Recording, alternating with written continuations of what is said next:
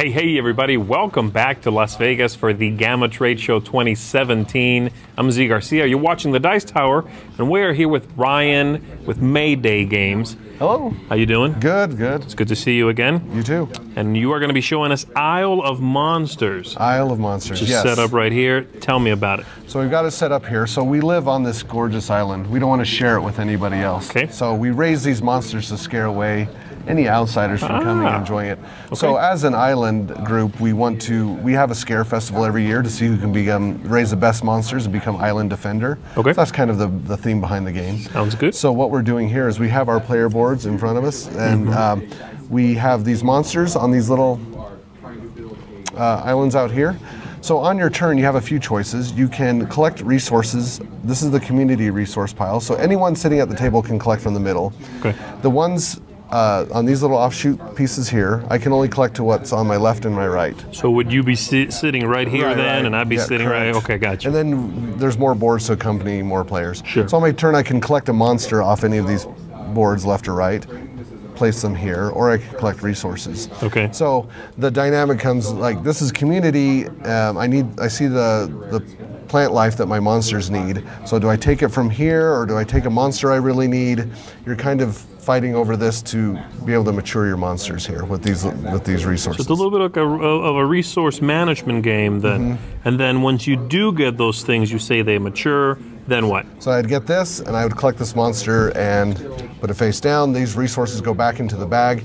Then once we do this phase, when everyone has passed, we move on to the scare phase. And in the scare phase, the monsters that you've collected throughout the game, now you're deciding how to play those out. So for example, if I played out this 5 Earth monster here, and you played out the 4, we just compare numerically. So my 5 would beat your 4. I would get 3 scare points, the guy screaming here. I'd get 3 scare points. And then we go to the resources in the upper right-hand corner, not resources, what this monster dominates. So this earth monster dominates a water monster on the upper right-hand. This fire monster dominates an earth monster. So if you had laid this 2, sure, I beat you numerically, I get the 3 points, but yours trumps mine. He's an earth monster, you'd get 1 scare point. Gotcha. So what happens is throughout the game, you can choose to play as many monsters out as you'd like. So if I could choose to do this, if I had several of the same type, I could lay this down and become a 9. Because you're kind of seeing what people have matured and what people are collecting. So you're deciding, okay, I know Z has the 5 and the 4. Is now the time I play the 9, or he has higher numbers, do I play this combination to get a higher numerical number than he has? Is this a simultaneous play of these things? Well, we decide which cards we're going to play, 1, 2, or however many we want, then we reveal. Gotcha. Okay? Gotcha. So you decide how you want to play those out, and then as soon as there's only a person left with no cards or one person left with 1, then they just collect a scare point for any cards they have out. But you could combo it up like this if you wanted to. If I knew there's. But you'll run out of cards earlier, probably. But you may want the higher point value, knowing that I could get 3 points versus whatever else. Gotcha. So we have some of these high numbers here, like this one's an 8, but it requires a lot of resources, a lot of the tokens to mature, which is going to take you some more time as well. Correct. So is the game broken up into 2 entirely separate phases, like first part of the game, second part of the game? No, each round you'll be doing a resource collecting and maturing, and then the next round you'll be doing the scare phase. And you go back and forth between those. So I could be working on this 9 monster for several rounds, right, to get that 6 resources collected. Gotcha. So that's how it works. And then as soon as we have a deck of monster cards, as soon as the last one is seeded out here, then that triggers the end of the game, and then whoever has the most scare points wins. Okay, sounds good. How many players? Up to 5 players. Okay. And retails $30 for this one. So. Okay, when is it going to be available? It is available now. Okay, it has so a Dice Tower seal of approval. Ooh. It's got to be good. It's got to be good. Okay, very cool. So available now, Isle of Monsters. And then you've got another game right over there. Yes. That we're going to take a quick look at as well. So let's just push these aside for now. Rah, monsters. Monster sounds. Monster sounds. So this is Voodoo. We have the English rights for this game. It came out in Europe by Red Glove. Oh, there's a little Voodoo guy. I don't know if you want to touch that, but... There is, no joke, a voodoo doll in this box. Pins not included. Pins? Okay, that's good. That's a voodoo doll. I'm a little bit scared. Does this come in every box? Yes. What you do with it Voodooism is about to skyrocket. What you do with that outside the game is not. We're not responsible for that.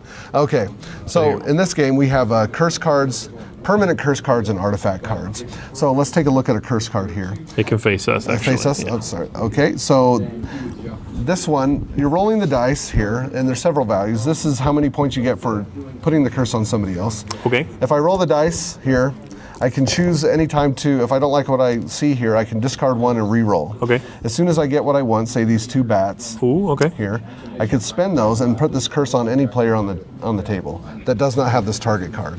So if I cast this curse on you, you'd also get the target card. It means that you're safe from the next one. So you don't get picked on too. Okay. So this one, for example, says before passing the voodoo, which is the first player. It's like okay, got it. Before passing the voodoo, the target must laugh out loud. So you would have to laugh out loud before you pass that. Then I pass. If I ever catch you not doing that for the rest of the game, I would get a victory point. Okay. Because you broke the curse. Of course. Or if you get tired of it and you're like, all right, I'm done with this laughing out loud, you could break the curse and you'd still give me a victory point for breaking it. So you're awarding me if you don't live up to your... But I can choose to just say like, oh, no, I'm not doing this one. Just take the point and I'm done with it. Okay. And as you move up the score track here, anytime you pass these red skulls, these are permanent curses that you'll have with you the rest of the game. That if you break as well, you could lose points. So this one, before passing the voodoo, gasp and breathe with difficulty. If you forget, so if I ever do that, I lose a point. I go back one. Gotcha. And then you have these The better you're doing, the more of these you have to deal with is the idea. And then you can spend dice to buy these artifact cards that do different variable things like that, like shout out loud, forcing the player who cursed you to choose a different target, things like that. Gotcha. So it's a very fun party game, very light, 30 minute. And with 11, the first one to 11 wins, plays pretty quickly. How many players? This one plays up to 5 players, and we also have 2 expansions for it right now that add more curse cards, more artifact cards. Oh, wow, so okay. Ninjas versus Pygmies and, Double Trouble is the name of it. Cool. So. I'm loving the dice. These are really, really attractive, well-constructed dice. They are engraved, and the faces are just playful. I don't know, it's like a really cute, playful artwork. Vibrant colors, really, really digging the dice here. All right, is this available now as well? It's available now. Okay. It just came out last weekend. So. Okay, so Voodoo expansions available as well for that. Yep. And Isle of Monsters, Mayday Games. Thanks everybody for tuning in. Thanks for coming and talking to us. You got it. And we're going to see you on the next one.